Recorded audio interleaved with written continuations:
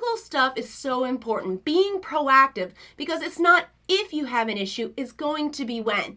And I'm saying this to you as an entrepreneur just like you. Yeah, I'm a lawyer, but I also run non-legal businesses, and I would rather be focused on those businesses in my family and doing hobbies and things I enjoy rather than having to spend a lot of time, money, and energy with a lawyer to clean it all up later.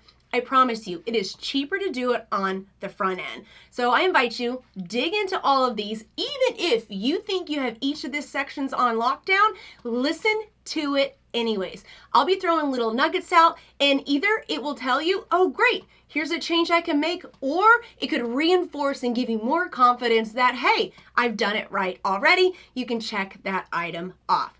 Anytime that I work with entrepreneurs, I always start with what I call the legal triad. So whether you're brand new, you're going to need to be going through this, or you've been in it a while, use it as a recheck. It is 3 main tools that are going to protect you from liability in your business. You want to have these things in place. It's going to be your business entity that is set up separate from yourself, having business liability insurance, and utilizing the right legal contractual documents in your business.